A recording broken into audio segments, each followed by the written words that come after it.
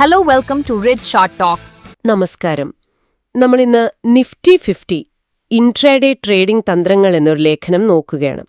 അപ്പോൾ നാളത്തെ, അതായത് ഏപ്രിൽ 7 നിഫ്റ്റി 50 മാർക്കറ്റിലെ ശ്രദ്ധിക്കേണ്ട പ്രധാന ലെവലുകൾ, സാധ്യതയുള്ള ട്രേഡുകൾ, ഇതൊക്കെ ഒന്ന് മനസ്സിലാക്കിയെടുക്കലാണ് നമ്മുടെ ലക്ഷ്യം.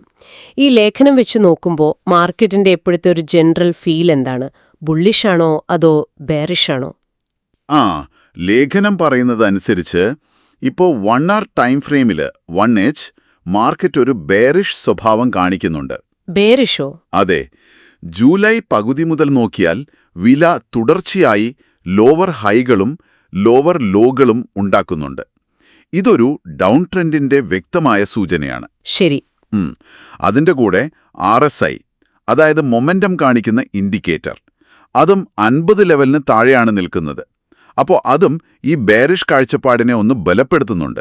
ഓക്കെ. അപ്പൊ ഈ ബെയറിഷ് കളിയിൽ നമ്മൾ ശ്രദ്ധിക്കേണ്ട പ്രധാന സ്ഥലങ്ങൾ, അതായത് കീ ലെവലുകൾ ഏതൊക്കെയാണ് ഈ ലേഖനത്തിൽ പറയുന്നത്? പ്രധാനമായിട്ടും സപ്ലൈ ഡിമാൻഡ് സോണുകളാണ് നോക്കേണ്ടത്.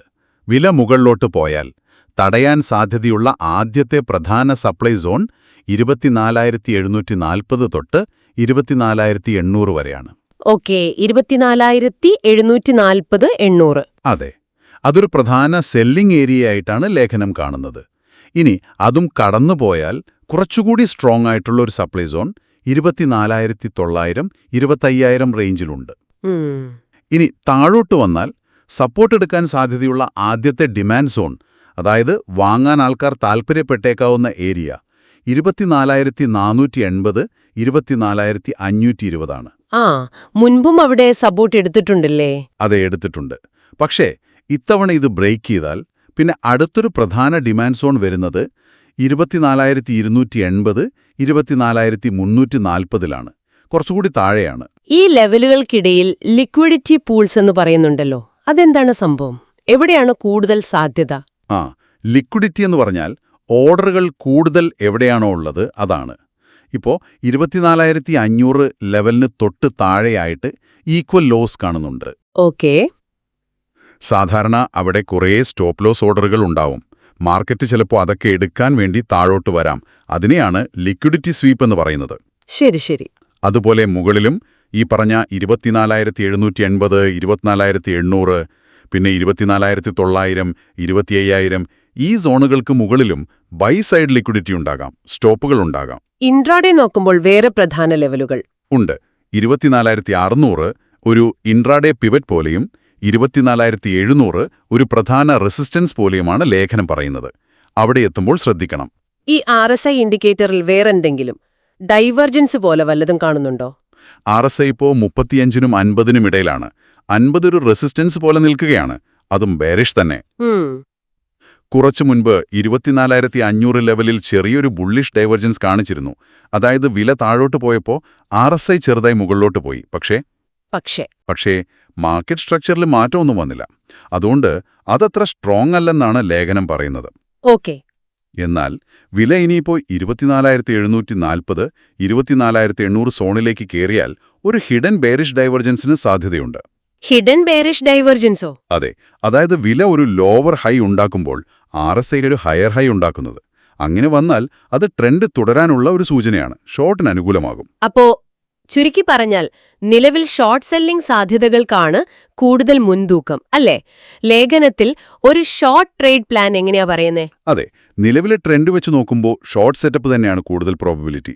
വില 24,740, 24,800 സപ്ലൈ സോണിലേക്ക് വന്നിട്ട് അവിടെ വിൽക്കാനുള്ള ലക്ഷണങ്ങൾ, ഒരു റിജക്ഷനൊക്കെ കാണിച്ചാൽ, ഉദാഹരണത്തിന് 15 മിനിറ്റ് ചാർട്ടിലോ? അതെ, 15 മിനിറ്റ് ചാർട്ടിൽ നല്ല റിജക്ഷൻ ക്യാൻഡിലൊക്കെ വന്നാൽ ഷോർട്ട് നോക്കാമെന്നാണ് പറയുന്നത്. അതിന്റെ എൻട്രി, സ്റ്റോപ്പ്, ടാർഗറ്റ് ഒക്കെ എങ്ങനെയാണ്? ലേഖനത്തിൽ പറയുന്നത് ഏകദേശം 24,740, 24,760 റേഞ്ചിൽ എൻട്രി. പക്ഷേ 15 മിനിറ്റിൽ ആ റിജക്ഷൻ ഉറപ്പാക്കിയിട്ട് വേണം. ശരി. സ്റ്റോപ്പ് ലോസ് 24,820, ആ സപ്ലൈ സോണിന് തൊട്ടുമുകളിൽ. ഓക്കെ. ടാർഗറ്റ് 1 TP വരുന്നത് 24,620, ആ ഇൻട്രാഡേ പിവറ്റ് ലെവൽ.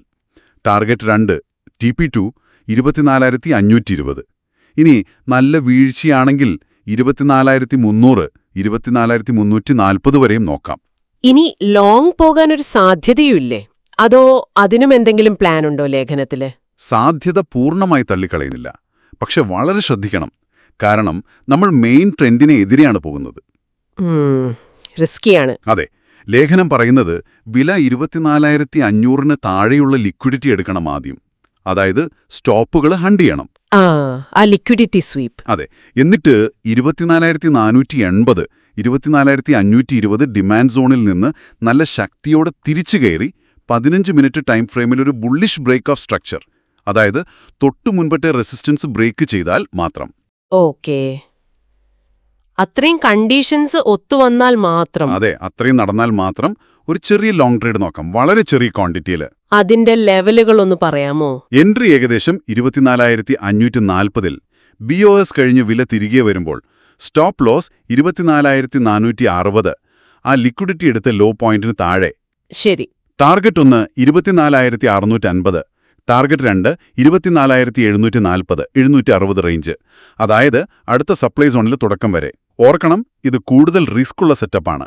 ഇനിയിപ്പോ ഇതൊന്നുമല്ലാതെ വേറെ എന്തെങ്കിലും ഇഫ് ദെൻ സിനാരിയോസ്, അതായത് ഇങ്ങനെ സംഭവിച്ചാൽ എന്ത് എന്നുള്ള രീതിയിൽ ശ്രദ്ധിക്കാൻ വല്ലതും ഉണ്ട്. ഉദാഹരണത്തിന് വില 24,700 എന്ന ലെവലിന് മുകളിൽ ക്ലോസ് ചെയ്ത് നിൽക്കുകയാണെങ്കിൽ ഒരു മണിക്കൂർ ക്യാൻഡിലൊക്കെ, അപ്പോൾ ഒരു താൽക്കാലിക ബുള്ളിഷ്നെസ് വരാം. ചിലപ്പോൾ 24,760-ലേക്കും പിന്നെ 24,900, 20,000 റേഞ്ചിലേക്കും ഒരു ശ്രമം നടന്നേക്കാം. ഓക്കേ. നേരെ മറിച്ച് 24,600-ന് താഴെയാണ് വില റിജക്റ്റ് ആവുന്നതെങ്കിൽ പിന്നെ ഷോർട്ട് ട്രേഡുകൾക്ക് തന്നെയാവും മുൻഗണന. 24,520, പിന്നെ 24,300, 340 ഒക്കെ ലക്ഷ്യം വെക്കാം. ട്രേഡ് ചെയ്യുമ്പോൾ പൊതുവായിട്ട് എന്തൊക്കെ കാര്യങ്ങൾ ശ്രദ്ധിക്കണം എന്നാണ് ഈ ലേഖനം പറയുന്നത്? റിസ്ക് മാനേജ്മെന്റ് പോലെ. പ്രധാനമായിട്ടും ഈ ലെവലുകളൊക്കെ 1 അവർ ചാർട്ടിലാണെങ്കിലും എൻട്രിക്കും എക്സിറ്റിനും 15 മിനിറ്റ് ടൈം ഫ്രെയിം ഉപയോഗിക്കാനാണ് പറയുന്നത്. അത് പ്രധാനമാണ്. ശരി. പിന്നെ ഓരോ ട്രേഡിലും റിസ്ക് മാനേജ് ചെയ്യണം. ക്യാപിറ്റലിന്റെ ഒരു 0.5% തൊട്ട് 1% വരെ മാക്സിമം റിസ്ക് എടുത്താൽ മതി. ആദ്യത്തെ ടാർഗറ്റ് കിട്ടിയാൽ സ്റ്റോപ്പ് ലോസ് ബ്രേക്ക് ഈവനിലേക്ക് മാറ്റുന്നത് നല്ലതാണ്. അതായത് എൻട്രി പ്രൈസിലേക്ക് മാറ്റുന്നത്. റിസ്ക് ഒഴിവാക്കാം. നല്ല പോയിന്റ്. പിന്നെ ലെവലിലെത്തിയ ഉടനെ ചാടിക്കേറി ട്രേഡ് എടുക്കരുത്. അവിടെ പ്രൈസ് എങ്ങനെയാണ് പെരുമാറുന്നതെന്ന് നോക്കണം. കാൻഡിൽ ക്ലോസ് പോലെയുള്ള കൺഫർമേഷൻ കിട്ടിയിട്ട് എടുക്കുന്നതാണ് നല്ലത്. പ്രധാന ട്രേഡിംഗ് സെഷൻ ഓപ്പണിംഗ് സമയത്തോ? അതെ. പ്രത്യേകിച്ച് ഇന്ത്യൻ മാർക്കറ്റ് ഓപ്പണിംഗ് ടൈമിലൊക്കെ ഈ സോണുകളിൽ നല്ല മൂവ്മെന്റ് ഉണ്ടാവാം. അപ്പോ ശ്രദ്ധിക്കണം. വളരെ നന്നായി. അപ്പോ നിഫ്റ്റി 50-ല് നാളത്തേക്ക് നമ്മൾ ശ്രദ്ധിക്കേണ്ട പ്രധാന ലെവലുകൾ, ഒരു സാധ്യതയുള്ള ഷോർട്ട് സെറ്റപ്പ്, പിന്നെ കുറച്ച് റിസ്ക്കുള്ളൊരു ലോങ് സെറ്റപ്പ്, മറ്റു സാധ്യതകൾ, ശ്രദ്ധിക്കേണ്ട കാര്യങ്ങൾ, ഇതൊക്കെ ഈ ലേഖനത്തിൽ നിന്ന് നമ്മൾക്ക് മനസ്സിലായി. നിങ്ങൾക്കും ഈ വിവരങ്ങൾ ഉപകാരപ്രദമായിരിക്കും എന്ന് കരുതുന്നു. ഒരു കാര്യം ഓർക്കണം, ഈ പറയുന്ന ലെവലുകളും സെറ്റപ്പുകളും ഒക്കെ സാധ്യതകൾ മാത്രമാണ്, ഗ്യാരണ്ടിയൊന്നുമില്ല. മാർക്കറ്റ് ലൈവായിട്ട് എങ്ങനെയാണ് ഇതിനോടൊക്കെ പ്രതികരിക്കുന്നത് എന്നതാണ് ഏറ്റവും പ്രധാനം. ശരിയാണ്. ഓരോ ലെവലിലും എന്ത് പ്രൈസ് ആക്ഷൻ വരുന്നു, എന്ത് കാൻഡിൽ പാറ്റേൺ വരുന്നു എന്നൊക്കെ നോക്കി നമ്മുടെ ഈ പ്ലാനുമായിട്ട് ഒത്തുപോകുന്നുണ്ടെങ്കിൽ മാത്രം ട്രേഡ് ചെയ്യുന്നതാണ് ബുദ്ധി. തീർച്ചയായും. അപ്പോ ഈ വിശകലനം നിങ്ങളുടെ സ്വന്തം പഠനത്തിനും മാർക്കറ്റ് നിരീക്ഷണത്തിനും ഒപ്പം ചേർത്തുവെച്ച് കുറച്ചുകൂടി അറിവോടെ ട്രേഡിംഗ് തീരുമാനങ്ങളെടുക്കാൻ നിങ്ങൾക്ക് സാധിക്കട്ടെ. ഇനി നിങ്ങൾക്കായി ഒരു ചിന്ത.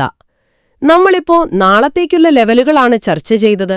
ഈ സപ്ലൈ ഡിമാൻഡ് സോണുകൾക്ക് അടുത്ത ദിവസങ്ങളിലും ഇതേ പ്രാധാന്യമുണ്ടാകുമോ? എപ്പോഴാണ് ഈ ലെവലുകളുടെ പ്രസക്തി കുറയുന്നത്? മാർക്കറ്റ് സ്ട്രക്ചറിൽ എന്ത് മാറ്റം വരണം? ഇതൊന്ന് ആലോചിച്ചു നോക്കുന്നത് നിങ്ങളുടെ വിശകലനത്തിന് ഒരു പുതിയ തലം നൽകിയേക്കാം.